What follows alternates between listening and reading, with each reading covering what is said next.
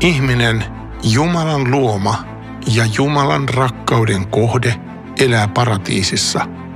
On vaikea edes kuvitella olotilaa, jossa kaikki on pelkästään hyvin. Kuvittele, että on kesä, päättymätön kesä. Ihanat vihreät niityt jatkuvat silmän kantamattomiin. Puhtaat vedet solisevat puroissa ja lammikoissa, järvissä ja merissä. Ilma on raikasta ja terveellistä. Edes pienintä merkkiä ei ole ilmastonmuutoksesta. Aurinko paistaa, mutta ei ole liian kuuma, vaan juuri paras mahdollinen lämpötila. Auringonvalo säteilee, mutta ei polta ihoa, vaikka auringossa olisi miten kauan. Niityillä ja metsissä vilisee käsittämätön lajien runsaus. Kasvien moninaisuus menee yli ymmärryksen. Luonnon monimuotoisuus, biodiversiteetti on täydellinen. Yhden yhtäkään sairautta ei ole, on täysi mahdottomuus sairastua. Mikään ruoka ei ole myrkyllistä, mikään virus ei leviä pandemiaksi. Yksikään eläin ei ole vaaraksi ihmiselle eikä toisille eläimille. Ei ole sotia, ei saastumista. Ällistyttävintä kaikesta, ei ole kuolemaa. Kukaan ei voi kuolla. Se on mahdotonta. On vain elämä, täydellinen, tyydyttävä, onnellinen elämä.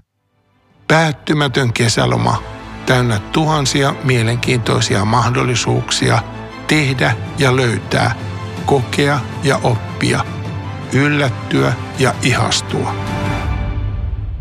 Ja sitten yhtäkkiä keskelle tätä ihanuutta ilmestyy merkillinen asia, kielletty puu. Ja samassa onnellisuuden maassa on piirrettynä raja. Kaikki on luvallista, mikään ei ole kiellettyä, paitsi. Älä ikinä, älä koskaan.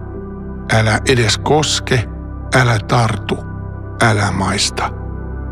Sillä jos sinä siitä syöt, on sinun kuolemalla kuoltava. Kauhea uhkaus, mutta miksi? Miksi sellainen puu piti istuttaa, jos se oli niin vaarallinen? Eikö olisi ollut parempi jättää se kokonaan istuttamatta? Tai jos se oli pakko istuttaa, eikö sitä olisi voinut istuttaa huitsin Nevadaan? Tai sinne, missä pippuri kasvaa, jonnekin maan ääriin, pääsemättömään paikkaan. Tai vähintään sen olisi voinut ympyröidä läpipääsemättömillä piikkipensailla, tai vaikka 1,000,000 voltin piikkilanka-aidalla. Olisihan tämä kaikki ollut Jumalalle mahdollista.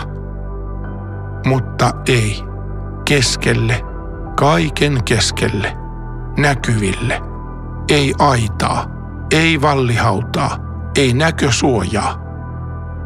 Eikä Jumala istuta vain yhtä merkillistä puuta, vaan myös toisen, vastakohdan vaaralliselle puulle.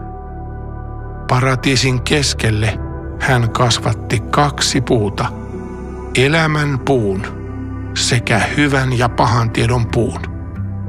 Ja ihminen menee nyt jälkimmäisen kielletyn puun äärelle ja kuulee uuden äänen.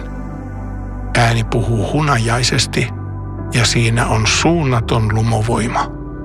Mikä on tuo uusi ääni, joka kysyy yllättäviä asioita?